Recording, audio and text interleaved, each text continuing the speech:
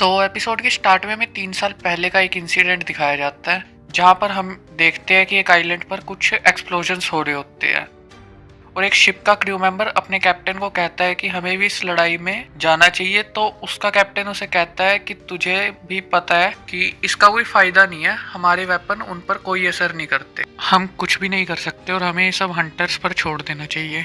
फिर हमें आइलैंड का सीन दिखाया जाता है जहाँ पर कुछ लोग बड़े बड़े आंट्स से लड़ रहे होते हैं। ये सब लोग हंटर्स होते हैं और इनके पास मैजिकल पावर्स होती है। वो सब उन आंट्स के सामने नहीं टिक पा रहे होते। तब उनमें से एक हंटर कहता है कि हम सब की रैंक काफ़ी लो है, हम इनके सामने नहीं टिक पाएंगे। तो यहाँ पर हंटर्स को उनके पावर लेवल के अकॉर्डिंग रैंक्स दी जाती है, जिसमें सबसे पावरफुल हंटर्स की रैंक एस होती है और कमज़ोर की रैंक ई। वो सब हंटर्स हार रहे होते हैं, तभी वहाँ पर 3 एस रैंक के हंटर्स आ जाते हैं और वो 3 उन सब आंट्स को हरा देते हैं।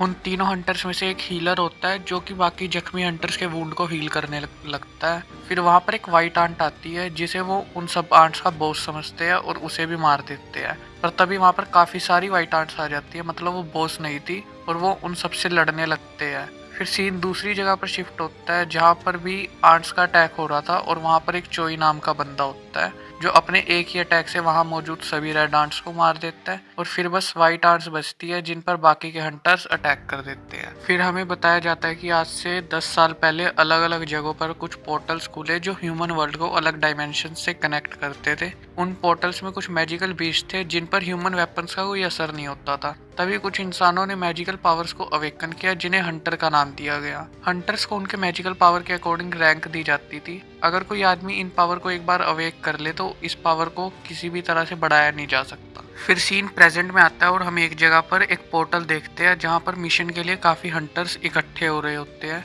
तभी वहाँ पर एक पार्क नाम का हंटर आता है जिसने वैसे तो काम काफी पहले छोड़ दिया था, पर अब उसकी वाइफ प्रेग्नेंट है तो उसे पैसों की जरूरत है, इसलिए उसने अपना काम दोबारा शुरू कर दिया। तभी वहाँ पर एनिमे के मेन कैरेक्टर सोंग जिनवू की एंट्री होती है तो सभी हंटर्स उसे काफी अच्छे से ग्रीट करते हैं। तब पार्क किम से पूछता है कि क्या ये काफी स्ट्रोंग है जो सभी से इतने अच्छे से बात कर रहे हैं। तो किम उसे कहता है कि ये स्ट्रोंग नहीं बल्कि पूरी दुनिया का सबसे वीक हंटर है और सब इसलिए इतना खुश हो रही है कि अगर ये हमारे ग्रुप में है तो ये मिशन काफी आसान होने वाला है। तब जिनवू जूही नाम की एक लड़की से मिलता है और वो उससे पूछती है कि तुमने फिर कैसे इतनी चोट लगा ली। तो वो उसे कहता है कि ये सब तो मेरे लिए नॉर्मल है और जूही उसे अपना ख्याल रखने के लिए कहती है। फिर वो उससे पूछती है कि मुझे पता लगा कि तुम हॉस्पिटल में थे। तो वो उसे बताता है कि एक ई रैंक मॉन्स्टर ने उस पर अटैक किया था। तो जूही पूछती है कि तुम्हारे साथ कोई हीलर नहीं था क्या। तो वो बताता है कि बाकी सभी हंटर्स हाई लेवल के थे तो उन्हें किसी हीलर की जरूरत नहीं थी। तो जूही कहती है कि वो काफी मतलबी है, खाली अपने बारे में ही सोचते हैं। तो जिनवू कहता है कि उसमें उनकी कोई गलती नहीं है, मेरी ही गलती है कि मैं इतना कमजोर हूँ। फिर वो सब वहाँ से मिशन के लिए जाने लगते हैं और वहाँ पर एक हंटर उन्हें कहता है कि मेरा नाम चियूल है और इस रेड के लिए मैं तुम्हारा लीडर हूँ। फिर वो सब मिशन के लिए रेडी होते हैं। तो किम जिनवू से कहता है कि हमारे पीछे रहना और अब की बार ज्यादा इंजर्ड मत होना। फिर जिनवू अपने वेपन के बारे में सोचता है कि एक ऐसा चाकू जिसमें कोई मैजिकल पावर्स नहीं है पर फिर भी इससे ज्यादा मैं अफोर्ड नहीं कर सकता, और ये सोचता है कि कुछ ना होने से तो यही अच्छा है। और इसके बाद हिम्मत करके वो पोर्टल में एंटर कर देता है। फिर इसके बाद हम हंटर एसोसिएशन के प्रेसिडेंट को देखते हैं जिनसे एक आदमी पूछता है कि आपकी गवर्नमेंट के साथ जो मीटिंग थी वो कैसी रही। तो वो बताते हैं कि गवर्नमेंट चाहती है कि मॉन्स्टर को मारने के बाद जो क्रिस्टल्स मिलते हैं वो उन्हें दे दिए जाए। सभी हंटर्स उन क्रिस्टल को बेचकर ही पैसा कमाते हैं। दूसरी तरफ हम देखते हैं कि जुनवू ने एक मॉन्स्टर को मारकर एक क्रिस्टल हासिल करा होता है। तभी उस पर एक दूसरा मॉन्स्टर अटैक कर देता है। जब जुनवू उस मॉन्स्टर पर अपने चाकू से अटैक करता है तो वो चाकू कमजोर होने की वजह से टूट जाता है और वो मॉन्स्टर जुनवू को इंजर्ड करके मारने ही वाला होता है। तभी पार्क वहां आकर उस मॉन्स्टर को मार देता है और जूही एक हीलर होती है तो वो जुनवू को हील करने लगती है और दूसरी तरफ बाकी हंटर्स उन मॉन्स्टर को मार रहे होते हैं। तभी हमें पता लगता है कि हाई रैंक मॉन्स्टर्स को मारने के बाद जो क्रिस्टल्स मिलते हैं उनसे वो ज्यादा पावरफुल वेपन बना सकते हैं। और हमें ये भी पता चलता है कि गवर्नमेंट इन क्रिस्टल का यूज एक नया पावर सोर्स बनाने के लिए करना चाहती है, क्योंकि ये बाकी power source like nuclear power या सोलर पावर से काफी सेफ और काफी सस्ता है और इससे पोल्यूशन भी नहीं बढ़ता। और गवर्नमेंट इससे इलेक्ट्रिसिटी जनरेट करने के लिए काम भी कर रही है। फिर हम देखते हैं कि वो सब मिलकर उन डंजन्स के बॉस को भी हरा देते हैं और जुनवू भी काफी हद तक हील हो चुका होता है। पर बॉस को मारने के बाद भी इन्हें ज़्यादा क्रिस्टल्स नहीं मिलते, जिससे इनकी ज़्यादा कमाई भी नहीं होगी। जूही जिन्हों को कहती है कि अगर तुम हंटर बने रहोगे तो तुम जरूर किसी ना किसी दिन मारे जाओगे, और वो चाहती है कि जिन्हों ये काम छोड़ दे, क्योंकि वो जिन्हों ही काफ़ी फिक्र करती है।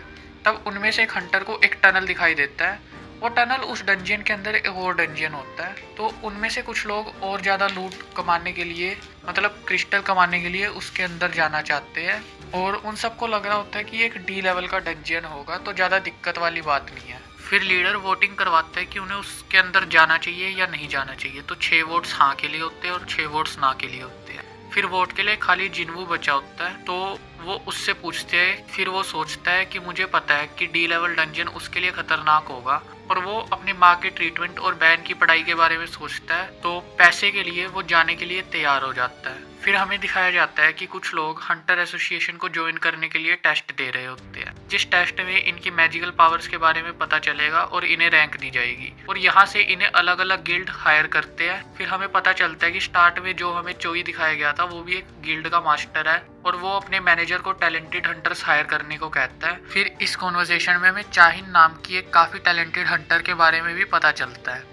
फिर अगले सीन में हमें दिखाया जाता है कि 2 चोर एक लड़की का पर्स चुराकर भाग रहे होते हैं। तो रास्ते में एक लड़की उनसे वो पर्स वापस ले लेती है, और ये लड़की और कोई नहीं बल्कि चाहिन होती है। वो एस रैंक हंटर होती है, और वो काफी पॉपुलर भी होती है, तो उसे देखकर आसपास काफी भीड़ जमा होने लगती है, और फिर वो उस लड़की को पर्स वापस कर वहां से चली जाती है। हमें देखने को मिलता है कि चाहिन काफी लंबी जंप्स मार सकती है। फिर उसके बाद सीन दोबारा जुनवू के ग्रुप की ओर शिफ्ट होता है, जो लगभग 40 मिनट से उस टनल के अंदर चले जा रहे थे। फिर जुनवू जूही को सॉरी बोलता है कि उसके हाँ कहने की वजह से जूही को भी साथ आना पड़ा, और जूही उस पर गुस्सा करती है कि अभी अभी तुम मरते मरते बचे हो, फिर भी तुम्हें हाँ कहने की क्या जरूरत थी। तब जिनवू सोचता है कि जूही जैसी रैंक बी हीलर उसके साथ है, जिसकी वजह से उसकी जान पहले काफी बार बची है। तब जूही उसे कहती है कि अगर तुम्हें कुछ ग्रेटिट्यूड दिखाना है तो यहाँ से निकलने के बाद मुझे एक ट्रीट देना। तभी उन्हें वहाँ पर एक बड़ा सा गेट मिलता है। फिर वो सब लोग उस गेट को खोलकर अंदर चले जाते हैं। फिर सीन शिफ्ट होता है प्रेसिडेंट पर, जो नए हायर हुए हंटर्स को बताते हैं कि पहले पोर्टल को खुले लगभग 10 साल हो चुके हैं,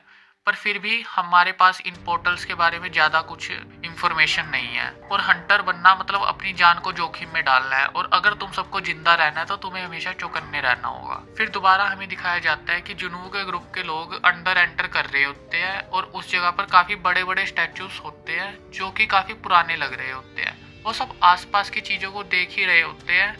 तब वहां पर एक स्टैचू के हाथ में एक पत्थर होता है जिसमें कुछ लिखा होता है। फिर उनका लीडर उस पत्थर पर जो लिखा होता है उसे पढ़ने लगता है। वो कहता है कि इस जगह का नाम कैटेनन टेम्पल है, यहाँ पर आए लोगों को गॉड की पूजा करनी होगी, फिर उन्हें गॉड को प्रेस करना होगा, फिर उन्हें गॉड को अपनी फेथ दिखानी होगी, और जो ऐसा नहीं करेगा उसकी सजा मौत होगी। तभी जूही जिनवू को कहती है कि उसने उनमें से एक स्टैचू की आंखों को हिलते हुए देखा। तो जिनवू कहता है कि ये शायद तुम्हारा वहम होगा। उसी वक्त वहां का दरवाजा बंद हो जाता है, और उनमें से एक हंटर उस दरवाजे को खोलकर वहां से बाहर जाने लगता है। तभी उनमें से एक स्टैचू हिलता है और उसे मार डालता है। तब जिनवू सोचता है कि ये बंदा एक डी रैंक हंटर था और इसे एक हमले में ही मार दिया गया, तो उसका क्या होगा।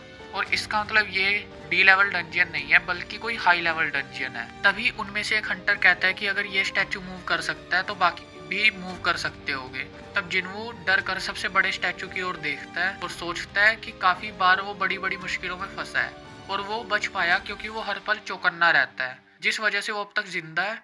और तभी उस बड़े स्टैचू की आंखों से एक बीम निकलती है, और जिनवू सभी को बचने के लिए कहता है, और वो खुद को और जूही को भी इस हमले से बचा लेता है, पर उनका एक साथी मारा जाता है। सभी हंटर्स काफी डर जाते हैं, और जिनवू सोचता है कि वो सब यहाँ पर फंस चुके हैं और शायद वो सब यही मरने वाले हैं, और इसी के साथ ये एपिसोड यही खत्म होता है। तो अगर तुम सबको ये वीडियो बढ़िया लगी तो वीडियो को एक लाइक कर दो, और थोड़ा अप्रिशिएशन के लिए और थोड़ा सपोर्ट दिखाने के लिए एक कमेंट भी कर देना यार, और आगे ऐसी कंटेंट के लिए चैनल को सब्सक्राइब कर लो। तब तक के लिए गुड बाय, मिलते हैं एक और नई वीडियो में।